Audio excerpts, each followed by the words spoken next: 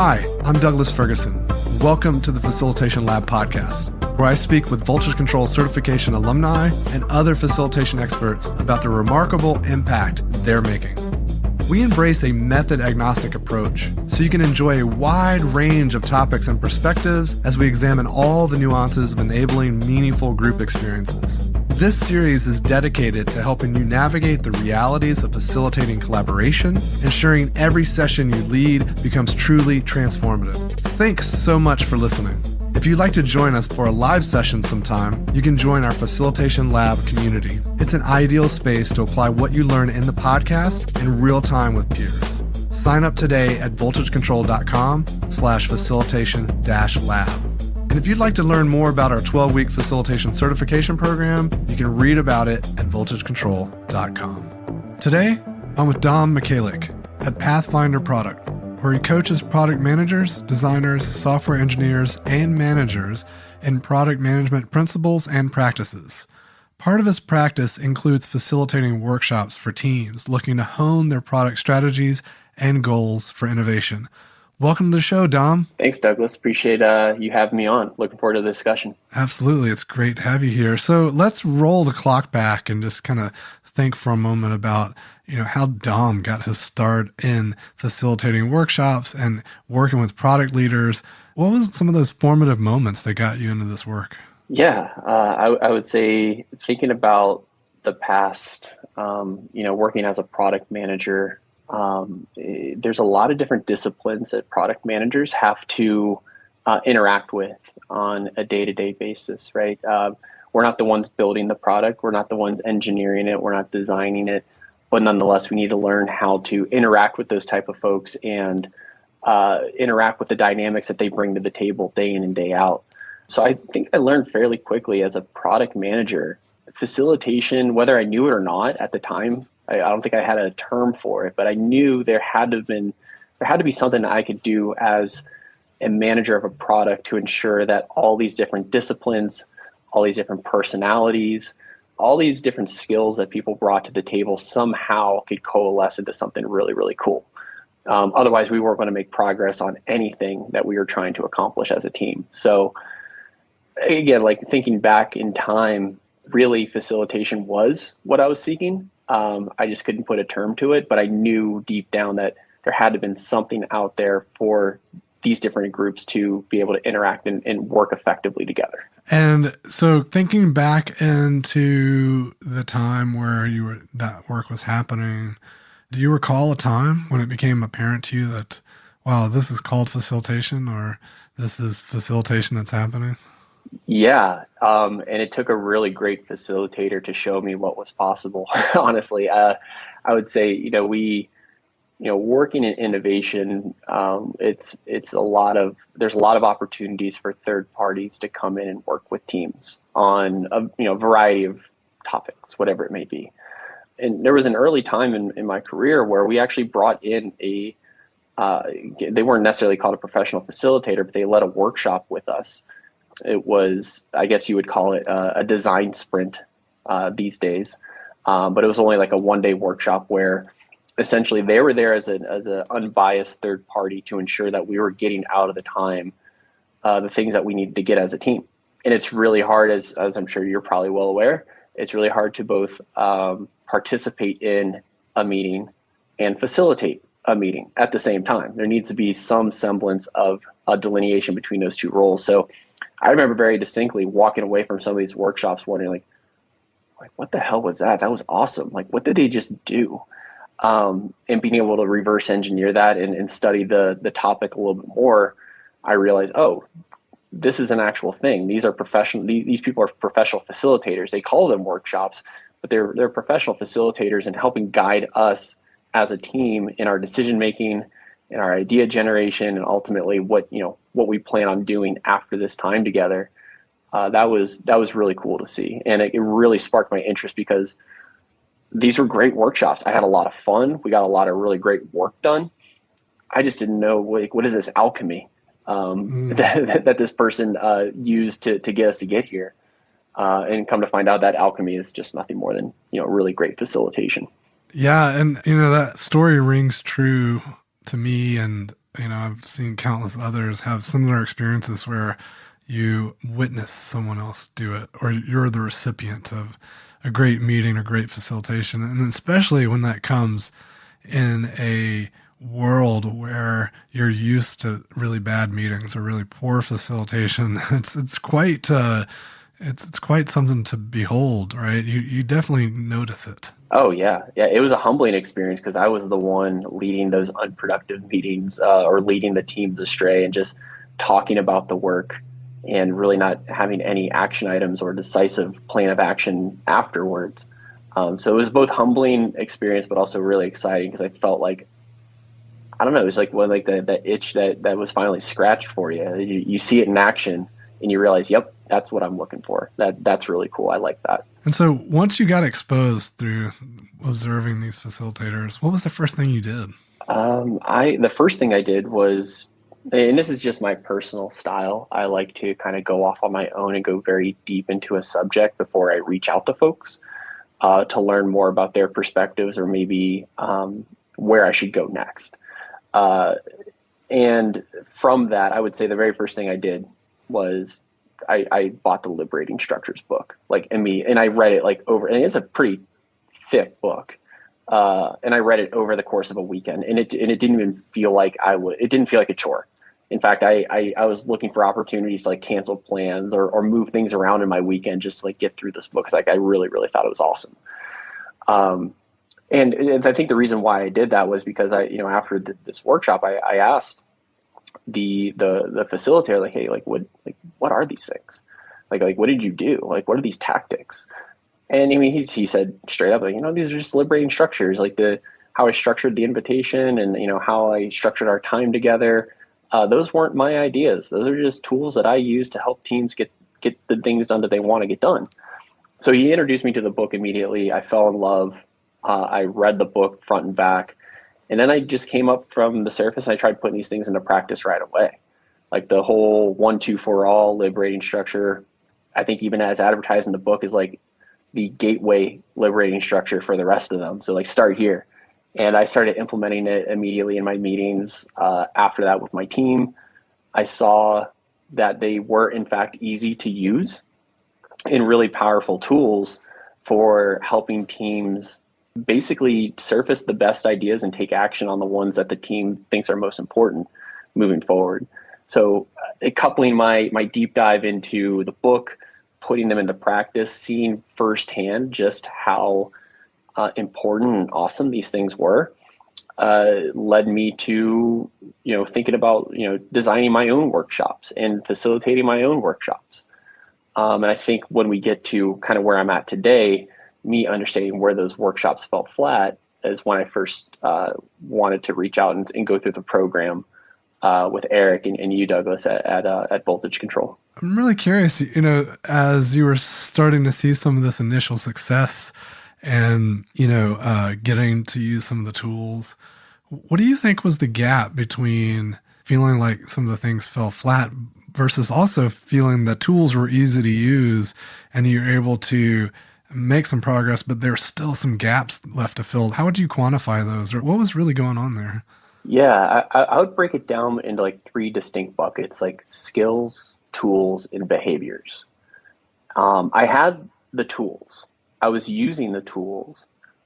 My skill set wasn't quite there yet. And the types of behaviors that I needed to exhibit as a facilitator weren't quite there yet. So I would say, the tools are the tools, and they're easy to use, but it's almost like an apprentice type of a situation where you're introduced to a tool, you start using it, playing around with it, generating some value through using it, but it's really the skills behind the tools that matter, and the behaviors that you exhibit through those skills that ultimately matter the most. And I think that's where the gap was. I had the tools, but the skills and the behaviors were lagging my use of the tools.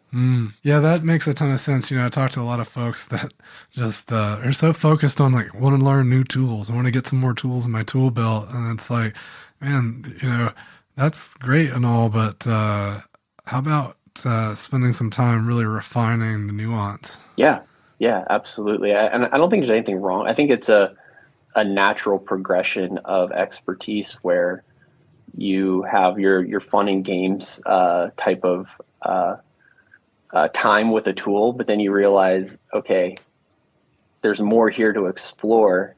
I know how to use the tool. What am I missing? It's like, well, you need some skill in order to use the tool effectively. Yeah. And, so you realized these gaps, you took the program, and then I think one thing that was really cool is we had an opportunity to bring alumni in, and we have these opportunities periodically. And there was one in particular that we were able to bring you into last spring, late spring, I think it was. It was really fun to see you in action alongside of other alumni as well. That's a personal kind of reward for me, is when I get to bring alumni together and put them in front of clients or in front of real scenarios and situations. So I'm kind of curious from your perspective, what was that like as an alumni to see alumni from other cohorts and even get put into an environment that might be a little different than what you run into at Pathfinder? Yeah, I would say what was really insightful for me and why I really enjoyed that experience for folks listening to this episode is both you, Douglas, and Eli kind of picked the tools ahead of time that we're going to use, which is fantastic because I didn't have to think about that stuff. But then it brought to prominence this topic of skills and behaviors.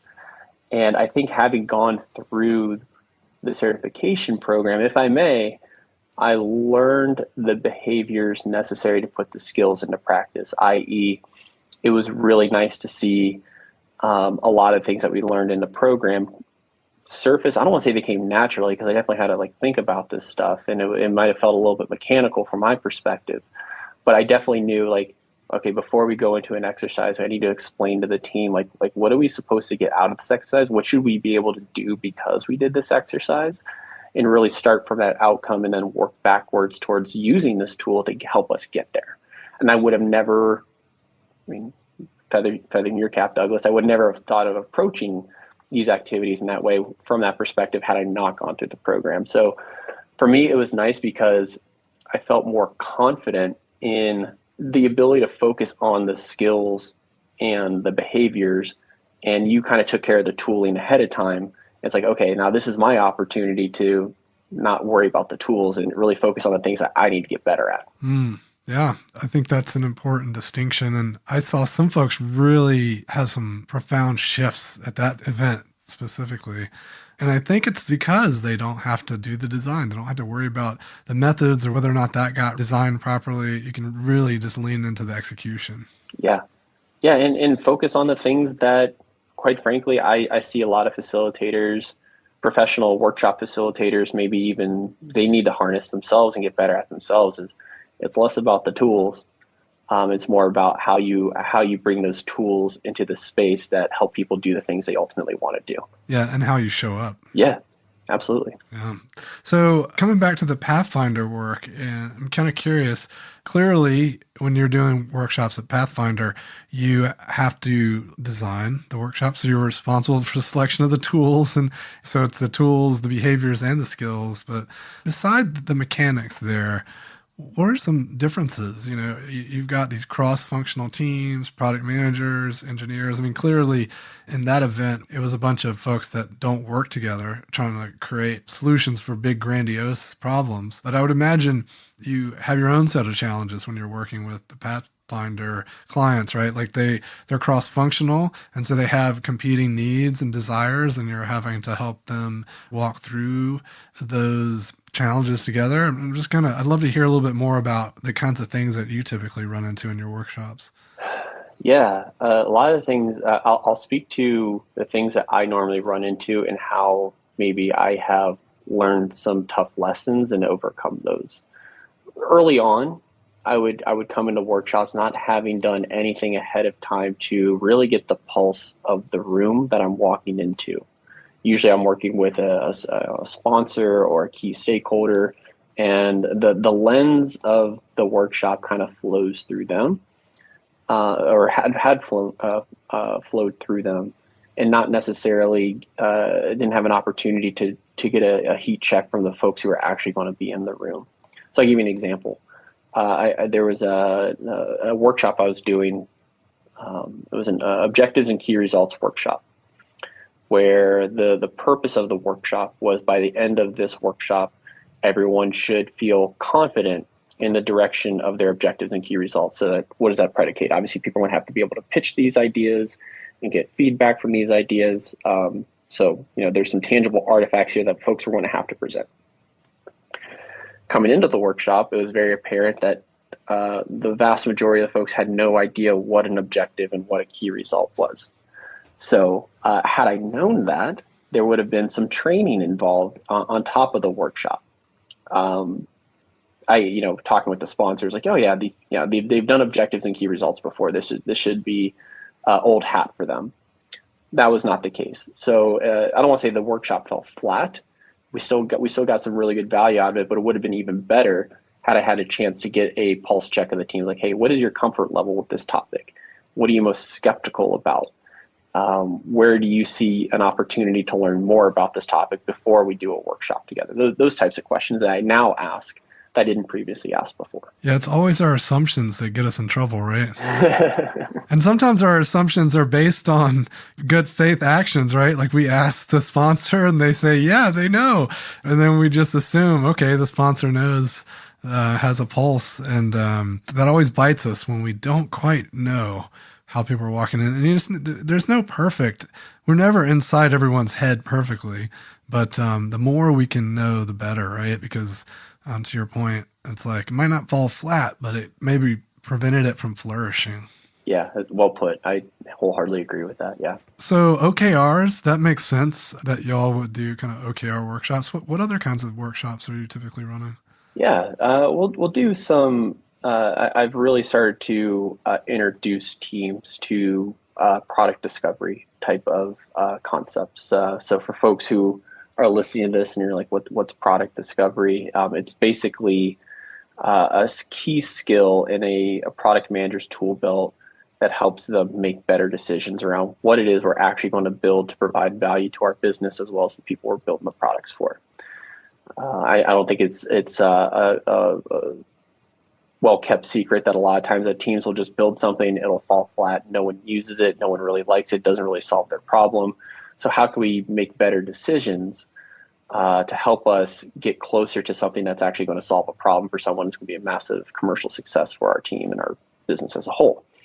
So the workshops in and of itself really focus in on helping teams put a lot of what they learn in the training into practice. I'm very bullish on the idea of mixing in short training with, okay, now let's apply this stuff right away to see what went well, what didn't go well, what was awkward, where did we flourish as a team, where did I flourish as an individual, and then take a step back and then maybe do a little bit more training and dive into the workshop. So these workshops are not days long workshops. In fact, they're only like an hour or two at a time, but they're coupled with training on a concept ahead of time. So whether that's an asynchronous video of me, recording of me walking through a concept, or we do it live, I immediately want to follow up that training, that short bite-sized training, with application of a concept in a workshop. So I want, by the end of these workshops, we should have some semblance of confidence in our ability to identify outcomes or identify prototyping ideas that could help us gain credible evidence towards a particular topic or whatever it may be. So it's for me as a facilitator, especially as I'm coaching folks, I need to see the application of content. I need to see where they're excited, where they're doing really well, and maybe where they're falling flat a little bit, because then that is input for my next training on a particular topic, where maybe I need to double down on some things or rehash some things that we talked about in previous training times together, and maybe where I can move on to more higher level or more advanced concepts, if you will. Yeah. And so you mentioned that these are 1 hour workshops, and I find that intriguing because the thing about 1 hour workshops is they can often be really difficult, because by the time you set the space and enter people into the space and get them comfortable and get things moving, then now it's time to shut everything down. So, in Kaner's parlance, by the time you open, it's time to start closing, so I'm kind of curious, given that that's the world you have to live in by just the constraints that you're in, What do you find as some of your go-to moves to design a 1 hour workshop that's still effective given your context? I cannot stress the importance of pop-up rules, enduring pop-up rules, if you will, especially for teams that I'm working with over the course of 4, 5, 6 months, ensuring that we know how to navigate the time effectively together and how we can help each other reach our destinations in a very productive way. I don't think without having those pop-up rules throughout our sessions that endure as time goes on, if we didn't have those, I think we would run into exactly what you're talking about, which is, we're just getting warmed up and then we're already starting to shut it down.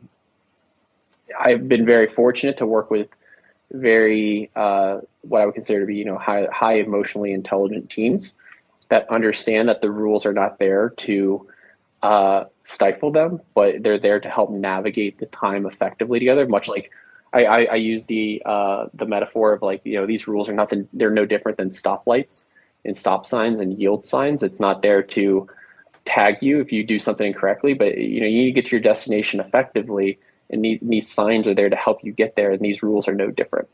So setting up a time with the teams ahead, to say hey, what are going to be our enduring pop-up rules for our time together? Why are these rules that we select important? And having the team sign off on those and feel ownership in those has helped out a lot. So having a space for time or a space for the team to come together and figure out what rules they want to adhere to would guide. I guide them. I'm not just saying go figure out your own rules, but help guiding the teams around what are the rules that we need to ensure that we are constantly abiding by when we come together for these workshops. It's the was it slow is smooth, smooth is fast.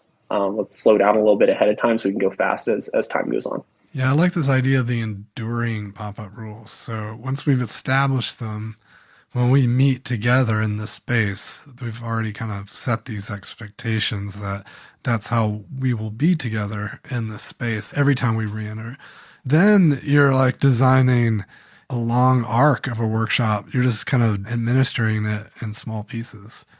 Yeah, exactly. I would say one of the nice things I really learned from the certification program was how to properly design a workshop, and that's exactly what I do. I use that template to say, okay, what is the arc of our time together, and I use the same format for what is the arc for this specific time together. Now, what's the arc for this specific time together, and are we making progress towards those outcomes that I originally set out that were supposed to be 4, 5, 6 months down the line?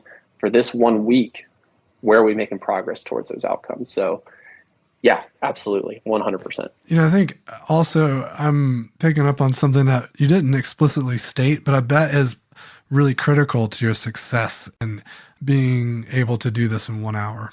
And so correct me if I'm wrong, but I assume you're being really explicit about the one thing we're going to do in that hour and not trying to bake in too much. Like your objectives or your outcomes you're trying to drive to are limited in some significant way so that you can accomplish it in an hour.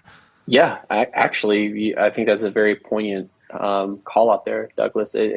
Usually the outcomes that are some flavor of I want people to feel confident in something, or I want them to sense some new emerging, excitement on a concept, whatever it may be. And we do check. We do in true voltage control fashion, we do our debriefs to make sure that we either made progress towards or didn't in some cases. I'm not saying it's always successful. Sometimes we don't hit our outcomes, but I always like to use the last 10 minutes of these workshops to say, hey, do you feel more confident now than when you walk in this room on using, your opportunity solution trees or whatever to think about some experiments you might want to run next week with your team?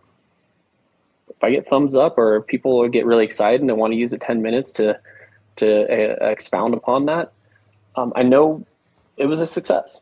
But yeah, the outcomes are always focused in on some flavor of confidence or a sense of a new ability before we leave the space together. Yeah, I really like that assessment point at the end of the session, just to make sure that we're clear on, did we land this plane or not? And again, it's key. I use that debrief time as that is, I'm just going to be selfish for a second. That is my time as a facilitator to think, okay, what do I need to do for the next training session to close the gap on something we didn't close this session? Or where can I move on to more advanced topics if everyone feels very confident in their ability to use these new skills or tools with their teams going forward? It's interesting that you use the word selfish, because I think it's really in service of the attendees, right? Like if you're really being mindful of like what needs to be done next time, and you're using the time at the end to be really thoughtful about how you attune to the needs, that's putting them front and center, right? It's just acknowledging the fact that that's necessary. And even if they're excited about doing something else, hitting the pause button so you can make that determination is really in their best interest. Yeah, I don't think I've ever thought of it that way, but I appreciate it. I'm going to start thinking of it that way moving forward. Nice. There you go. Amazing. Well, gosh, I'm just kind of trying to be mindful of time here. There's one thing I want to hit on before we kind of talk about closing here, but let's hear a little bit about this concept of coaching up. I know that's something that you're big proponents of there at Pathfinder, and I'd just like to give you a chance to talk a little bit more about that and how facilitation plays a role in this program. Yeah, I'll give you a direct example. So a lot of times I'm working with product managers that report to directors of product, VPs of product, group product managers, whatever. They have someone that they report to. And I use a lot of the concepts in, facilitation concepts in helping product managers facilitate or better facilitate their one-on-one meetings with the people that they report to. I've noticed a need for this. Not necessarily, facilitation techniques, but a need that product managers have that, every time I'm in a one-on-one meeting, we spend less time thinking about ways of helping me develop or coaching me in becoming a better product manager. We spend more time on status updates. A lot of these one-on-ones are, hey, what are you working on? Where are we making progress? Blah, blah, blah, blah, whatever it may be. And a lot of these product managers realize that this time really should be spent to help coach and develop me to competency or even beyond competency in the role that I play with this company. And so a lot of times when I work with product managers, I structure our one-on-one time. So when I'm coaching them, I structure our one-on-one time to ensure that we have a true purpose for why we're meeting, that we have a clear outcome for what we should be able to do after this one-on-one session together. And that between those two paths that we make progress towards that stuff. And I quite literally say, the way that you and I meet, I as your coach, you should also be meeting with your directors of product, your VPs of product, your group product managers in a similar fashion. So use these techniques, use these tools that I present to you during our one-on-one time, and see how they help transform your one-on-one meetings with the people that you report directly to. So the idea of coaching up is giving and arming the folks, these individual contributors, arming them with the behaviors, the skills, and the tools to help make their time, their critical and valuable, and a lot of times scant time with their leadership teams, making those more productive and more beneficial, other than just delivering a status update of where things may be with their day-to-day work. So it's the facilitation techniques and the tools are arming them to do the behaviors necessary to coach up in their organizations and show, in a lot of times, if I may, show their leadership team what these one-on-one times really should be used for and can be used for. Absolutely. I'm a big fan of helping others start to just see how leading in new ways might be more powerful, might be more effective. And, what a great gift, is just to show up and say, hey, can we do this a little differently, rather than saying you're doing this wrong, but here are some needs that I have. And then, the great leaders are going to realize like, oh, wow, I should be doing all of my one-on-ones this way, or I should be running all my meetings like this. I love it. I think something that you and I could not be more aligned on is facilitation really being the leadership skill of the future, personally. I don't want to put words in your mouth. I've just read a lot of your content, and that is a theme that I notice a lot of times, and I couldn't agree more. But leadership doesn't necessarily mean the manager. It can be an individual contributor showing other people what good leadership looks like as well. And if you are able to facilitate productive time together with the folks in your organization, whether you report to them or not, it doesn't really matter. Exhibiting leadership is not a managerial skill, it's a leadership skill. And using facilitation to put that into practice is a great place to start. Yeah, and the facilitation and helping humans relate and collaborate and function better at work is only going to be more and more important, especially, as AI gets more and more sophisticated and the more things become considered rote. The idea of writing a complex thesis becomes like considered rote. What are required of our brains at that point, and how we come together and fuse our brains in interesting ways. And I think facilitation is going to be more and more key to doing those things and unlocking that value. Yeah, I mean, I think as the amp is cranked up on the amount of information that's going to be flowing across our desks and into our heads on a day in and day out basis, we still need to be able to use that information for something to make some decision somewhere down the line with a group of people. And that's why I think facilitation is going to be enduring, because as the amp is cranked up on information, the need to facilitate and guide what we do with that information as a team is only going to become more and more important as time goes along. Absolutely. And hopefully it becomes a ubiquitous skill, because the more people on the team that understand the mechanics, the better the team, right? Then the big team becomes almost like self-facilitating, right? Because everyone understands these things and we just do it and live it. I think that's a phenomenal state to imagine us getting to at some point. Yeah, I would love that. I think that'd be awesome. So I want to give you a chance to leave our listeners with a final thought. I'll say this, even if you're a seasoned facilitator or you're someone who is just dipping the toe and is curious about what facilitation can and cannot do, just being curious about, what's next, where you can get better, I think especially as, I am by no means a master facilitator, but I'm better today than I was last year just because I stayed curious and I stayed open to learning new things.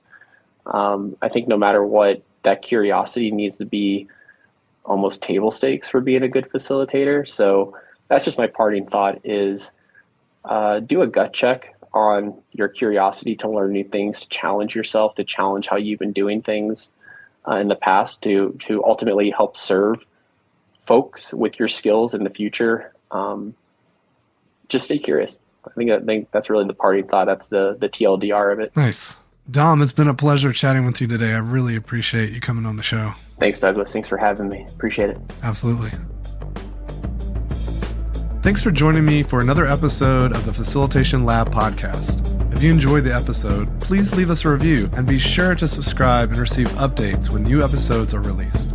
We love listener tales and invite you to share your facilitation stories. Send them to us on LinkedIn or via email.